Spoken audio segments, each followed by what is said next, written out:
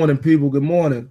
Y'all are tuned in to another edition of Fresh Perspective, where you got two of the best in the game right now with each other hanging out. It's me, D Burst, aka Mr. Homage, and we got my boy Courtney Chappelle, aka the Young Talent. Court, what's good with it, bro? What's happening with you? What's up, everybody? I've been missing in action, but I'm back. Hey man, we back in full effect. But let's jump right in it. I'm tired of having this conversation, but we got to dive right in. This Michael Jordan and LeBron legacy debate has gone on long enough without us speaking on it. So it's time for y'all to get the fresh perspective from Court and myself on what this thing really means to basketball and legacy. Court, I defer to you on this Um, as far as legacy, as in what's the question that they're asking or they're posing as far as their legacies? They're pretty much trying to make LeBron James the GOAT right now. That's what they're trying to do. So let's just speak on that. No, he's one of the GOATs, but as the top, and my personal perspective, at the top of the food chain, nah, you can't be the GOAT at the top of the food chain right now because there's still things you haven't achieved that Mike did achieve. Mike was the defensive player of the year. Mike led the league in steals. Mike 6 for 6. If I want to be correct, Braun is at 3 rings, so he still got 3 more to get. He got 2 before he could reach Kobe amount. He got 3 before he can reach Jordan, and then I would think to surpass Jordan, you might want to one up Jordan.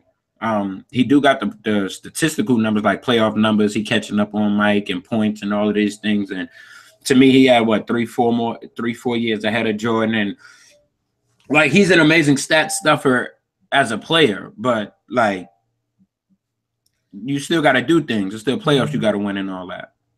Well, look, just to piggyback off what you said, my whole problem with this whole situation is that it's the people who are leading the charge for LeBron are the people who seen both of the players play in their primes. Like, how are you going to sit here with a straight face and say LeBron James is a more dominant player than Michael Jordan, and you actually saw Michael Jordan?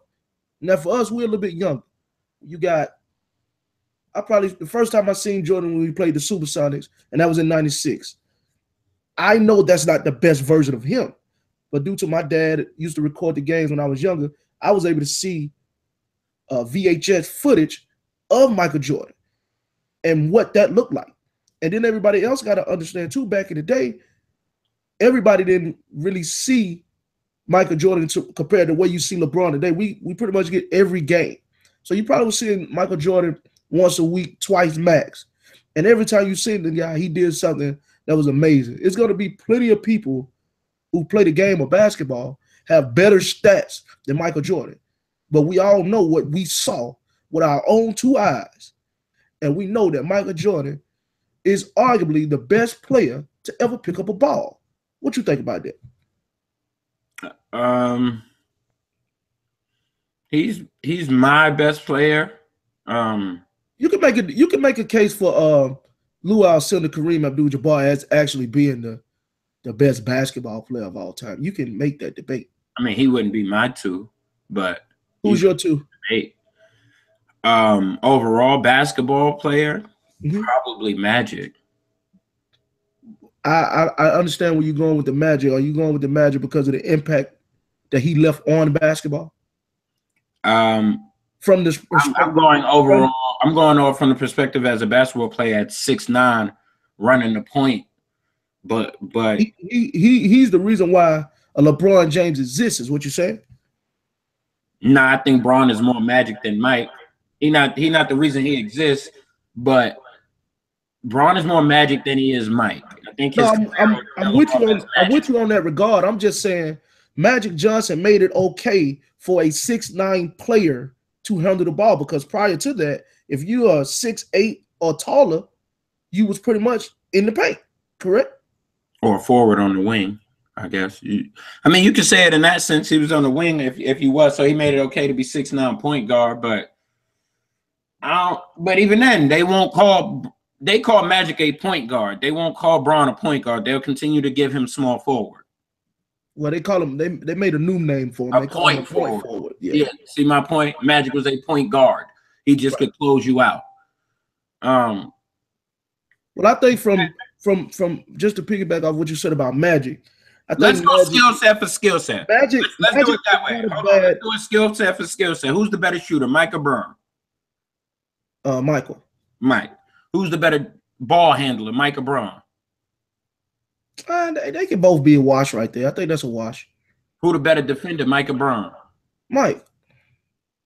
I go Mike. Who's the better athlete? That's a wash. I don't know. I mean, Jordan can jump. Jordan can jump. Jordan can jump his behind off, but Jordan could jump his behind off, but I think Braun might catch him athletically. With that body size. He's bigger and faster. He doesn't jump higher though. He's bigger and faster. He don't jump higher. Well, he don't hang in the air longer. Let me not say he don't jump higher. He doesn't hang in the air as long as Mike did. That's part of that. That's part of athleticism. But I'm with you. You could give that to LeBron. Now what we got? Athleticism to Braun's side. The more clutch, I go Mike. Of course. So what about basketball IQ? What you got? Basketball IQ. Mm-hmm. Overall basketball IQ, I'll go Braun. How so? I think he see the floor better. He manipulated differently. So he see the floor better. He only averaged one more assist than Jordan. Just one. Yeah, but Mike was a pure. I didn't need to see the floor like that because I was going to score regardless. He wasn't out there looking to see the floor. He was looking at that rim. Braun. But what I'm saying to you is that I agree with that. I agree with that. But we only talking one more assist and 3 more points. Yeah, but the assist is the one more assist. Braun was getting more assist numbers at higher rates. Mike wasn't out there kicking it. Has LeBron ever averaged double figures in assists in the finals? In the finals? Yeah. I don't know. Did he do it last year? All I know is Michael Jordan got one final. He averaged 11 assists here. That was what, against Phoenix? No, he torched them. That's when he averaged 40. He averaged 11 assists against the Lakers. Okay. The first ring. Okay, the first ring. The first one. Okay. I mean, Braun's never averaged double figures in rebounds or assists over a season. But I would say the better distributor of the basketball is LeBron James. Okay. I'll give him that. And the better scorer of the basketball is Michael Jordan. Absolutely. By far. I just don't see Braun being a GOAT until Braun got it. For me to consider him a GOAT, he got to get 7 rings. Again, my perspective on Braun being a GOAT was for different reasons. If Braun, he got the Miami 2. I think he'll get another one in Cleveland. That'll be 4. Mm-hmm. To me, for Braun to pass Mike, is he would be able to bring that quote-unquote banana team together, that CP, that Melo, that D-Wade, make them one team, win it that way, and I think he could then pass Mike because then he would have done something that Mike didn't do. He would have won with his original team and his home team, the place he's from. He would have won a title outside of in Miami, and then he would have then won with the guys he got drafted with. Not only the guys he got drafted with, but his friends. So everybody would have left with a ring with me. That can put him over Mike to me as far as impact and culture. Okay. Well, you know me, and this is just my personal opinion on it. I don't think LeBron James is not a great player. It's just that I don't like the fact that they're trying to belittle Michael Jordan's career to make LeBron James the best player. Like they totally just make LeBron skip over Kobe. When me and you talk about this all the time. My personal opinion was that when Kobe Bryant was winning his championships, he was not supposed to be playing the Boston Celtics or the Orlando Magic. He was supposed to be playing the team who had the best record in the East twice. And that was LeBron James, and we would have had a chance to take care of this. I just don't understand how, because this is what we have it today. You have people who win the MVP awards, but LeBron is winning the championship. So when it was okay for LeBron to get his MVP trophy and be the best player in the league, but Kobe Bryant was the most valuable player in the league and leading his team to championships, it was not a problem then. But because LeBron is pretty much the most valuable player in the league, not winning that award, it's a big issue. What you think about that? Because the same thing just happened. I don't care. Me either. But I'm just saying, this is what I'm saying. They cannot continue to act like the greatness of Kobe Bryant did not exist during the time period when LeBron James came in the league in 2003. But so Kobe's it's weird, but Kobe kind of gets moved out of that. Like they was calling Bron that, and they was giving him the credit while Kobe was there. But a lot of people view Kobe first couple rings with Shaq as you know. I'm not talking about them. I'm talking about them last two when he wore that 2-4. Right. Yeah, Kobe got 10 years of 8 and 10 years of 2-4. Right. All 10 of them 2-4 years, LeBron was there. Right. And he only got one more ring than LeBron. I mean, he only got one more ring than Kobe during that time. I'm with you. I mean, we know what the finals record is. We know what the finals is. You got to understand Kobe's is a replica of Mike. That's the part, and I think that's the part that's going to get him knocked off on a lot of people's minds. That's where Bron overpassed him, because you were a replica of what Mike is to a lot of our generation. You basically tried to follow Mike's footsteps. Bron not trying to follow Mike's footsteps. He's trying to surpass it. The problem is he lost 3 finals. 2 of them he lost very hoishly, and it's kind of messing up his legacy. The Dallas series and the Spurs last series, those were bad. The Cleveland, when he was with Cleveland, they got swept. I mean, my boy AI got one game. You could have got one, but y'all wasn't gonna beat them anyway. You can't get one without a jump shot. No, what y'all talking about, man? That's been my only issue with Bron. A lot of people gave that man a lot of credit for a lot of things and then blamed his team for not winning, but they gave him all the credit for getting them. Well, I'll say this in closing. I mean, you know what I'm saying? I think we made some great points, and I hope that people understand where we're coming from. But in closing, LeBron James, you're a great player. You're doing what you do, but I just don't like the fact that you're allowing the people to allow you to surpass Jordan, knowing damn well the reason why you were number 23 is because of that man.